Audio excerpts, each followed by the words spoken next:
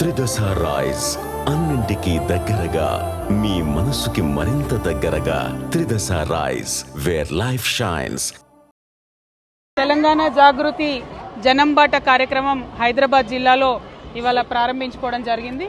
హైదరాబాద్ జిల్లాలో మొదట Boinpally cantonment area నుండి, ఆ తర్వాత సనత్ నగర్, ఆ తర్వాత జూబ్లీ హిల్స్, ఈ 3 నియోజకవర్గాల్లో ఇవాళ జనంబాట కార్యక్రమం జరుగుతుంది.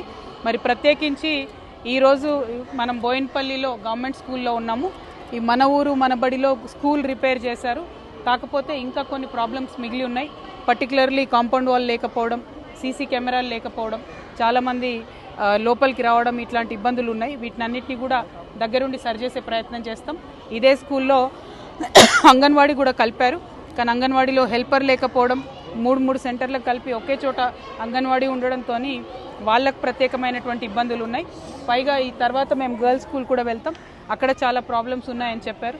సో జాగృతి జనంబాట కార్యక్రమంలో భాగంగా ప్రత్యేకించి విద్య, స్కూళ్ళ పరిశీలన, వైద్యం, హాస్పిటల్స్ పరిశీలన, తర్వాత మౌలిక వసతులు, డ్రైనేజ్ కానీ వాటర్ కానీ, వీటి మీద ఎక్కువ ఫోకస్ చేస్తున్నాం. వీటితో పాటు ఇండ్లు లేనటువంటి అంశాలు, పట్టాలు లేనటువంటి అంశాల మీద కూడా ఎక్కువ ఫోకస్ చేసి పనిచేయడం జరుగుతుంది. సో ఈ స్కూల్లో ఇవాళ మేము చూసినాం ఈ ఇష్యూస్ ఒక సంస్థగా మేము సాల్వ్ చేయగలిగేటి మేము చేస్తాము. ఇందాక మీరు చూసినట్టు టాప్ 10 పీపుల్కి కూడా మేము స్కాలర్షిప్ ఇస్తామని చెప్పాము.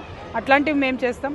కానీ ప్రభుత్వం మెడల్ వంచి చేయించాల్సిన వాటికి కూడా ఖచ్చితంగా ఫైట్ చేసి సాధిస్తాం. ఏ జిల్లాకు వెళ్ళినా కూడా పెద్ద ఎత్తున ప్రజల నుంచి ఆదరణ, సమస్యలను పరిష్కరించేటటువంటి అవకాశం లభిస్తుంది. కాబట్టి ప్రజలందరికీ మళ్ళొకసారి ధన్యవాదాలు. జాగృతి జనంబాట ఇవాళ హైదరాబాద్లో మొదలైంది, 5 రోజులు సాగుతుంది. మేడం, నిన్న కుకట్పల్లి ఎమ్మెల్యే గారు మీ మీద విమర్శలు చేశారు, దాని మీద మీరు ప్రధానంగా ఒకటండి, ఆయన చేసిన ఆరోపణలన్నిటికీ నేను సమాధానం చెప్తాను, అందులో వేరే అనుమానం ఏం లేదు. కానీ ఏదైతే వారు పర్సనల్గా అటాక్ చేశారో అది వారి ఫ్రస్ట్రేషన్ని బయట పెడుతుంది.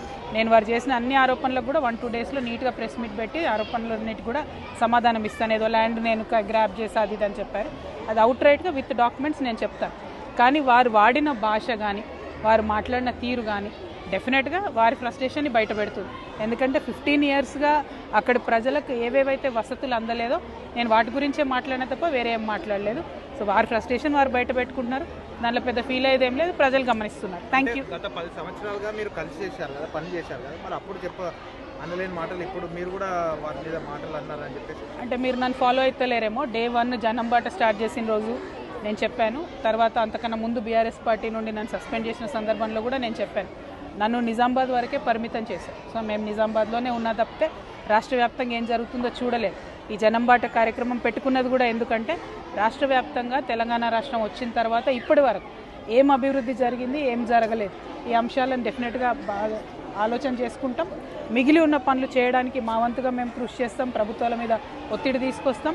మంచి పనులు జరిగిన చోట జరిగినాయని చెప్తాం. ఇప్పుడు ఇక్కడ నిలబడ్డ మీ స్కూల్ కట్టిండ్రు, మంచిగా ఉంది కదా, పాత స్కూల్ని తీసి మంచిగా కట్టిండ్రు. కానీ ఇంకా కొన్ని సమస్యలు మిగిలి ఉన్నాయి ఈ స్కూల్లో కూడా, వాటి మీద అయితే ఎవరో ఒకరు పనిచేయాలి. ప్రతిపక్షం పట్టించుకుంటలేదు, పాలకపక్షం అసలే పట్టించుకుంటలేదు.